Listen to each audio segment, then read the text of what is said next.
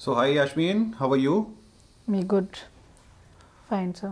अच्छा यास्मीन, आप हो एक girl body builder, right? Yes. और जहाँ तक मैं जानता हूँ मोस्टली आप आईबीबीएफ की चैम्पियनशिप्स में पार्टिसिपेट करते ही रहते हो। Yes, yes, sir. सो बताओ कैसे और कब आपने इस चीज़ को सोचा कि मेरे को एक बॉडी बिल्डर बनना है। मेरे को तो आपकी एज भी अभी बहुत कम ही लग रही है। Exactly. सो कब आपने इस चीज़ का प्लान किया कि अब मुझे बॉडी बिल्डिंग करनी है? सर वैसे तो प्रैक्टिस तो चल रही थी 5 to 6 years से, बट प्रोफेशनली एकदम 1 year हुआ है अभी इस अच्छा, फील्ड में। ओके, लेकिन बेस 5 to 6 years से चल रहा है वैसे। ठीक है। तो ओरिजिनली आप दिल्ली से ही बिलोंग करते हो? No no, UP. यूपी से। अच्छा, तो ऐसा क्यों आपने सोचा हुआ है कि मेरे को सिर्फ और सिर्फ आईबीबीएफ से ही हमेशा मतलब पार्टिसिपेट करना है, कभी किसी और फेडरेशन के अंडर नहीं खेलना? एक्चुअली मैं बहुत आगे जाना चाहती हूँ और मैं मेन मकसद तो मेरा यही था कि मैं स्पोर्ट्स कोटे से के थ्रू गवर्नमेंट जॉब चाहती थी। अच्छा, तो मैंने इसलिए इसमें आईबीएफ से पार्टिसिपेट किया। अदर फेडरेशन से मैंने काफ़ी खेले हैं, हम्म, लेकिन क्योंकि मेरा एम था जो वो गोल जो अचीव होगा वो आईबीएफ के थ्रू होगा, तो इसलिए मैंने इसमें पार्टिसिपेट किया था। बिल्कुल ठीक बात है। और सरकारी नौकरी भी उसी के Exactly. थ्रू ही लगती है। एग्जैक्टली। अच्छा, तो आज तक आप कितनी चैंपियनशिप्स में पार्टिसिपेट कर चुके हो और क्या आपकी अचीवमेंट रही है फिर? अभी तो बहुत बहुत काफ़ी मैं किया है और अचीवमेंट्स भी अच्छे रहे हैं ठीक है। और एक्सपीरियंस दोनों रहे हैं, अच्छा और बैड बोथ। अच्छा, और तो चलो मैं बैट पर तो बाद में आऊँगा। सबसे पहले मैं आपसे ये चीज़ पूछना चाहूँगा कि एक फीमेल एथलीट को सोसाइटी कितना एक्सेप्ट करती है, फैमिली कितना सपोर्ट करती है, थोड़ा सा इस चीज़ के बारे में बताओ। Exactly, actually being a female athletes तो हमारे लिए तो बहुत ज़्यादा टफ होता है। फर्स्टली तो टफ यही होता है कि इस फील्ड में आना, और जिसके आगे बोलो कि हमें ये सब चीज़ें करना है तो अरे आप एक लड़की हो, ये सब चेंज होगा, हार्मोन चेंज हो जाए, बहुत चीज़ें होती हैं। जी। लेकिन आफ्टर डेट फिर हम सोचते हैं कि नहीं, हमें करना ही है वो सब चीज़ें। हम्म, तो बहुत टफ रहा, बहुत ज़्यादा टफ रहा, क्योंकि सपोर्ट्स तो इतना सपोर्ट नहीं रहता फैमिली वगैरह का, क्योंकि उनको मनाना, सोसाइटी को मनाना, और एक नॉर्मल फैमिली से एक स्टेज पे जाना, जी। स्टेज परफॉर्म करना, वो भी बिकनी में, शॉर्ट्स में, तो टफ तो रहता है काफ़ी। हम्म, जनरली पेरेंट्स को मनाना बहुत टफ है। अच्छा, तो आपके फैमिली आपको सपोर्ट करती है आपकी इस नहीं, वो बस जिम तक, जस्ट फिट रहने के लिए तक करते हैं, लेकिन स्टेज परफॉर्म करना नो, वो सब चीज़ें अच्छा, तो नहीं करती हैं। हाँ हाँ। वो मेरे लिए बहुत टफ है। तो शायद कैसे मनाया कैसे फिर आपने उनको? एक्चुअली मुझे जुनून था बस कि मुझे ये करना है, तो मैं बस करती रही और करती रही, और वो मना करते रहे लेकिन मैं करती रही। अच्छा, तो जब देखा कि ये तो बहुत आगे जा चुकी है तो अब जस्ट नॉर्मल। अच्छा, वो अब मान चुके हैं मतलब इस चीज़ एग्जैक्टली, मैंने तो कुछ नहीं बोला, अब तो फैमिली में सबको पता चल गया क्योंकि मैं स्टेज परफॉर्म कर रही हूँ को? जी। और मेरे मेडल्स वगैरह, मेरे अचीवमेंट्स देख रहे हैं, तो इतना ज़्यादा कुछ नहीं बोलते, बस ठीक है। All right. तो लास्ट आपने जो भी चैंपियनशिप में पार्टिसिपेट किया हो और आपका कोई वहाँ पर एक्सपीरियंस रहा हो, उस चीज़ को शेयर कीजिए मेरे व्यूअर्स के साथ में। हाँ, लास्ट मैंने आईबीबीएफ में पार्टिसिपेट किया था, तो अभी लेटेस्ट में झांसी था, उससे पहले दिल्ली में था। तो वहाँ का तो बहुत बैड एक्सपीरियंस रहा मेरा। झांसी का या दिल्ली का? बोथ। अच्छा, एग्जैक्टली। ओके। दिल्ली में एक्चुअली दिल्ली में क्या था, फर्स्टली तो गर्ल्स बहुत ज़्यादा कम थी, तो गर्ल्स कम होने की वजह से क्या हुआ कि वो ओपन कर दिया कैटेगरी। अच्छा, ओपन करने के बाद में तो वहाँ पे जो मुझे लग नहीं रहा था कि वो लड़की डिजर्व कर रही थी, बट आई डोंट नो, जैसे भी कुछ था वहाँ पे मेरे साथ में चीटिंग हुई, क्योंकि सब बोल रहे थे और मुझे भी लग रहा था कि नहीं, मुझे पॉजिंग भी नहीं करनी दी गई है, और मुझे जस्ट कॉल किया, फर्स्ट पोज दिया, उसके बाद बैक करा दिया। अच्छा, और झांसी में भी सेम हुआ। झांसी में सेम कैटेगरी थी, गर्ल्स काफ़ी थी, मतलब 5-6 आई थिंक गर्ल्स थी, तो वहाँ पे सेम कैटेगरी थी, लेकिन उसके बावजूद भी वहाँ पे जो मैं डिज़र्व कर रही थी तो वो तो मुझे नहीं मिला। उसके बाद फिर मैंने कांटेक्ट किया। एक्चुअली मुझे बहुत आगे जाना है, तो मुझे प्रॉब्लम्स पता नहीं होंगी तो मैं कैसे इंप्रूव करूँगी अपनी कमियों को। जी। तो मैंने सर से कांटेक्ट किया, दिल्ली में भी किया, वहाँ पे भी किया, तो उन्होंने बोला कि पॉजिंग का थोड़ा इशू था, लेकिन आपकी फ्री पॉजिंग बहुत अच्छी थी। अच्छा, तो मुझे तो यही समझ में नहीं आया कि पॉजिंग का तो इशू था तो फ्री पॉजिंग अच्छी थी, मतलब ये क्या था। फिजिक भी अच्छी थी। और फिर वो मेरे को जो प्राइज़ वगैरह दे रहे थे, सेकंड प्राइज़ दिया वहाँ पे। फर्स्ट में जो एक लड़की डिजर्व नहीं कर रही थी, क्योंकि सब जनता चिल्लाने लगी थी वहाँ पे। ओके। और जैसे ही मैं स्टेज से उतरी तो वहाँ बाहर भीड़ लग गई थी। उन्होंने बोला मैम आप वापस चलो, आपके साथ गलत हुआ है। ये आप झांसी की बात कर रहे हैं? एग्जैक्टली। अच्छा। फिर मैं एक्चुअली मैं टूट गई थी। टूट इसलिए गई थी क्योंकि मैं एक बहुत ज़्यादा स्ट्रगल करके, विदाउट सपोर्ट, विदाउट मतलब मेडिकली, सोशली, फाइनेंशियली, आपको पता है बॉडी बिल्डिंग तो बहुत खर्चे वाला गेम है। करेक्ट। उसके बावजूद भी मैंने अपने आप को एक हिम्मत बांध के, कैसे भी करके हम स्टेज तक जाते हैं जी। और उसके बावजूद हमें चीटिंग हो जाए तो सोचो कि टफ तो लगता है। बहुत बुरी बात होती है। एग्जैक्टली, बहुत जी, टफ लगता है। जी जी जी। तो बहुत दिल्ली में नेगेटिविटी भी आती है माइंड में। नेगेटिविटी आती है मन में? एग्जैक्टली, बहुत नेगेटिविटी आती है। और वहाँ से आने के बाद तो 2-3 दिन तक मैं डिप्रेस्ड रही। मेरी रूममेट भी बोली थी इतना सब कुछ क्या हुआ, क्योंकि मैं बहुत टफ फेज से गुजर के वहाँ पे स्टेज पे पहुँची थी। और उसके बाद वो बिना कुछ मतलब सब कुछ बेस्ट देने के बाद, विदाउट प्रॉब्लम, आपको वो डिज़र्व नहीं कर, जो डिज़र्व कर रहे हैं उसको दे दिया जाता है, जो नहीं कर रहे उसको दिया, जो कर रहे उसे नहीं कर रहे। तो मुझे बहुत टफ लगा, बहुत नेगेटिव रहा। मैंने सोचा कि मैं नहीं खेलूंगी, ये करूँ वो करूँ, क्योंकि मैं चारों तरफ से अब एकदम सेपरेट हो चुकी हूँ। इसका क्या मतलब हुआ? ये हुआ कि मेरे पास 2 ऑप्शन थे, या तो बॉडी बिल्डिंग या ये करना वो करना। मतलब टफ तो है। पढ़ाई छोड़ना पड़ा। अच्छा। और एकदम होता है ना कि अपना टाइम देना पड़ता है फुल्ली, मॉर्निंग में, इवनिंग में डाइट प्रिपेयर करना। करेक्ट। ऊपर से वहाँ पे मेरी हालत भी खराब हो गई थी। पानी छोड़ना, नमक छोड़ना, खाना डाइट प्रॉपर, आप सब कुछ बॉयल खाते होते हो, और फिर हार्ड वर्कआउट करना। ऊपर से टफ तो है एक यानी बॉडी। आपकी जो मेजर प्रॉब्लम रही है वो रही है रॉन्ग जजिंग की। एग्जैक्टली। मतलब आप फील करते हो कि जजिंग में आपके साथ में चीटिंग हुई है हमेशा? बहुत जगह हुई है। तो दिल्ली की जो चैंपियनशिप हुई मिस्टर दिल्ली, उसके बारे में बताइए, वहाँ पर क्या गलत हुआ आपके साथ? अब वहाँ पे भी मुझे यही नहीं पता चला। फिजिक देख के तो सब मतलब मुझे भी लग रहा था कि फिजिक मेरी बहुत अच्छी थी। उसके बाद उन्होंने सेकंड पोजीशन दिया। तो मैंने पूछा सर से कि मतलब, सर से मतलब जज से?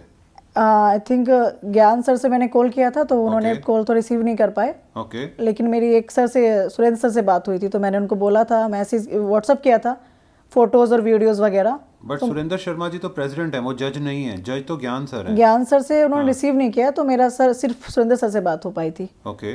तो मैंने उनको बोला था कि सर आपने जो भी मेरे में प्रॉब्लम्स रही, कमियां तो बता दो, ताकि मैं आगे बेस्ट करना चाहती हूँ, मुझे बहुत आगे जाना है जी। तो उन्होंने बोला अभी मैंने वीडियो नहीं देखी, मैंने फोटोज़ नहीं देखे। मैंने बोला सर मैंने आपको व्हाट्सअप किए हैं, आप मुझे बता दीजिए, क्योंकि मुझे अपनी कमियां जानना है। तो अभी तक तो उनका कोई ऐसा कोई जवाब और कोई वोच नहीं आया। और उसके बाद मैंने झांसी में भी सर से मैंने कंफर्म किया, तो कुछ रिप्लाई नहीं आया। मैंने बहुत मैसेज किए, कुछ रिप्लाई नहीं आया। मैं आपसे पूछता हूँ, क्या आपके हिसाब से जो आपकी फिजिक थी वो टॉप नॉच थी स्टेज के ऊपर दिल्ली में? एग्जैक्टली, वो अलग ही दिख रही थी। अच्छा, तो जिनको मेडल दिया गया उनकी फिजिक आपके मुकाबले कहीं पे डिजर्व नहीं करती? नहीं नहीं, बिल्कुल भी नहीं। बहुत बहुत डिफरेंस था जमीन और आसमान। आप ये बात रिस्पॉन्सिबिलिटी के साथ बोल रहे बिल्कुल हैं? बिल्कुल। ओके। आप देख सकते हैं, मैं दिखा सकती हूँ। जी जी जी, दिखाइए। देखो, अगर आप देख पा रहे हैं तो सही से। थोड़ा सा पीछे कीजिए बस। अच्छा, ये मेरी दिल्ली वाला फिजिक था। अच्छा, तो इसमें मेडल किनको दिया गया? ये ग्रीन वाली। ऑलराइट। जहाँ तक मैं जानता हूँ ये ग्रीन कॉस्ट्यूम में मिस नवनीत कौर हैं। और आई थिंक, हाँ हाँ, मैं जानता हूँ इनको। मैं तो ओके। ज़्यादा नहीं जानती हूँ। अच्छा, बट इनकी तो कैटेगरी अलग थी, आपकी कैटेगरी तो बॉडी बिल्डिंग है। एग्जैक्टली, मेरी बॉडी बिल्डिंग थी, उनको मिक्सअप कर दिया गया था सब। अच्छा। मिक्सअप करने के बाद में फिर बोले गर्ल्स कम है। ओके। तो ज्ञान सर से आपकी कभी इस बारे में कोई बात नहीं हुई? अभी इतनी नहीं हुई। एक बार मैंने फोन, दिया गया? नहीं, उन्होंने ऐसा कुछ अभी बात ही नहीं हो पाई, फ़ोन ही रिसीव नहीं हुआ। अच्छा। और बस सुरेंद्र सर से बात हो पाई थी, उनका कोई रिप्लाई नहीं आया अभी तक। अच्छा, तो अगर आपके बिहाफ पर कभी मैं उनसे पूछना चाहूँ फ़ोन पर तो आप अलाउ करेंगी? बिल्कुल। अच्छा, ओके। ताकि मुझे अपनी प्रॉब्लम्स का पता चल सके, मैं आगे और अपना बेस्ट कर सकूं, क्योंकि मुझे तो बहुत आगे जाना है। अगर मैं अभी से ही, आफ्टर ऑल सब कुछ होने के बावजूद भी फिर भी मेरे अंदर ये है कि नहीं मुझे करना है, तो तब तक मुझे प्रॉब्लम्स नहीं पता चलेंगी, तो ये फेस करती रहूंगी ना। मुझे तो जानना बहुत ज़रूरी है। राइट। तो अगर आपका यहाँ पर गोल्ड लग जाता तो आज आप भी शायद मैं नेशनल में होती। एग्जैक्टली। यस। ओके, सो यानी कि रॉन्ग जजमेंट की वजह से आपको ना तो मेडल मिल पाया और ना ही आप आगे परफॉर्म करने के लिए जा पाए। तो अब आप क्या चाहते हैं फाइनली? मैं ये चाहती हूँ कि इतना स्ट्रगल करने के बाद, एक फर्स्टली तो कि गर्ल्स में, इंडिया में गर्ल्स एथलीट्स बहुत ज़्यादा कम है जी, और उसके बावजूद भी अगर थोड़ी बहुत निकल के अपनी हिम्मत भी दिखाती हैं, स्टेज तक आती हैं, सब स्ट्रगल होने के बावजूद भी, उसके बावजूद भी अगर आप रॉन्ग जजमेंट दे दिया जाता है तो फिर हम भी जो निकल के आ रही हैं वो भी नहीं आएंगी ना। तो आपको ये सब हटाना होगा, गर्ल्स को आगे बढ़ाना होगा, राइट।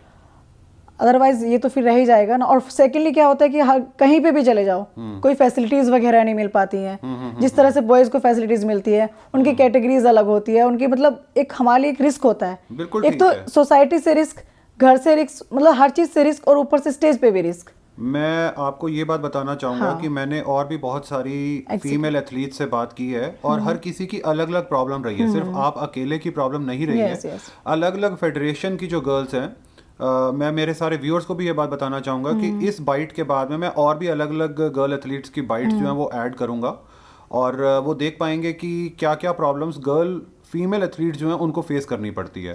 तो यास्मीन, आप अपने खुद के देखने वाले व्यूअर्स या आपके जो फैंस हैं उनको आप क्या मैसेज देना चाहोगे? बस मेरा यही मैसेज है। फर्स्टली तो व्यूअर्स को तो ये है कि कंडीशन कुछ भी हो, सिचुएशंस कुछ भी हो, लेकिन हिम्मत नहीं हारनी चाहिए जी। आप लगे रहिए जी। और एक ना एक दिन तुम्हें कामयाबी मिल जाती है, पता भी नहीं होता है। मेरे साथ भी यही हुआ, मुझे भी नहीं पता चला कि मैं कहाँ तक पहुँच गई। ठीक है। जस्ट मेहनत करती रही बस जी। और जितने भी स्ट्रगल आते हैं उनको साइड करके बस मेहनत ही करते रहना है। और एक रिक्वेस्ट जरूर करना चाहूँगी सभी जजेस से, प्लीज़, पता नहीं बच्चा किस कंडीशन से निकल के आ रहा है, कैसे निकल के आ रहा है, किस सिचुएशन को फेस करके आ रहा है। हो सकता है वो ऑलरेडी बहुत टूट चुका हो सकता है वो किस कंडीशन से निकल रहा हो, बुरी से बुरी, तो आप एटलीस्ट जजमेंट तो अच्छा दे दीजिएगा। क्योंकि स्टेज पे जाना, परफॉर्म करना और तैयारी करना बहुत टफ होता है। और बॉडी बिल्डिंग तो आपको पता है एक लोहे के चने के चबाने की तरह है जी। और उसके बाद एक गर्ल्स के लिए तो बहुत रिस्की होता है, डबल टफ हो जाता है। और जजमेंट बेस्ट ना मिले तो सोचो कि हम कैसे परफॉर्म करेंगे आगे। आपको लगता है कि हम आगे आ पाएंगे? फिर नहीं।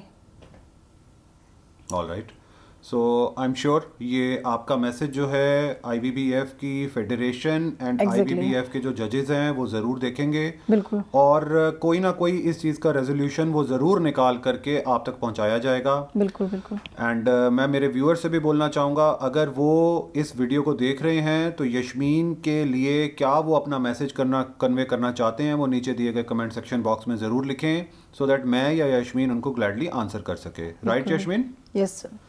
All right Yasmin, thank you so much. Thank you sir. थोड़ी सी प्रॉब्लम्स मैंने भी फेस की हैं कॉम्पिटिशन्स में। एक कॉम्पिटिशन में मैं गई जिसमें जहाँ बोला गया कि लड़कियों के लिए कोई स्पेशल ग्रीन रूम नहीं बनाया गया। हम भूल गए ग्रीन रूम लड़कियों के लिए बनाना। आप कहीं पे भी साइड में खड़े होकर कपड़े चेंज कर लीजिए। हेलो, कपड़े चेंज कर लीजिए। एक लड़की को आप इस तरह से इज्जत दे रहे हैं, एक एथलीट को आप ये इज्जत दे रहे हैं, आपके यहाँ खेलने आई है। सेकेंडली मैंने ये प्रॉब्लम फेस की है कि जब भी लड़कियों की बारी आती है वो सबसे एंड में, शो के बिल्कुल एंड में रखा जाता है, just to keep the glamour, you know. Client, आपके जो व्यूअर्स हैं या जो ऑडियंस है उनको बनाए रखने के लिए आप एक एथलीट को सुबह से लेकर बिठा रहे हो। सुबह 10 बजे से आप बुला लेते हो और रात के 8 बजे 10 बजे जाके आप शो करवा रहे हो। यू नो, हम भी भूखे प्यासे बैठे हुए हैं, हम भी एथलीट हैं। सो लड़कियों के साथ ये प्रॉब्लम्स मैंने बहुत फेस की हैं। सुबह से 10 बजे से बुला लेते हैं एंड शो होता है बिल्कुल 8 बजे, 10 बजे स्टेज पे चढ़ाया है उन्होंने। So this was really bugging. जैसे कि अलग अलग कैटेगरीज के सारे सबको एक साथ खड़ा कर देते हैं, तो I feel like it's good thing that they are giving the opportunity. सब लोग इतने मेहनत करते हैं प्रेप करके, and then if they don't get to go on stage it's like sad. So they are giving the opportunity to go on stage, but if it's a category for figure and their bikini girl is there, so you can't give the prize to the title to the bikini girl, right? And if if the title is for physique, then if the person, you cannot give the title to a bikini person, right? So it's the judges responsibility to guide and tell them like, okay, you got the chance to present yourself, but today's the title is for figure, so this person is the winner. The requirement for figure, she had the everything. So it's the judges responsibility, I feel, and to show and guide them like where they fit into, not like just give the prize to like a for different category में कोई और नहीं है तो इसको दे देता है, because then they also get confused which category then future to play like that.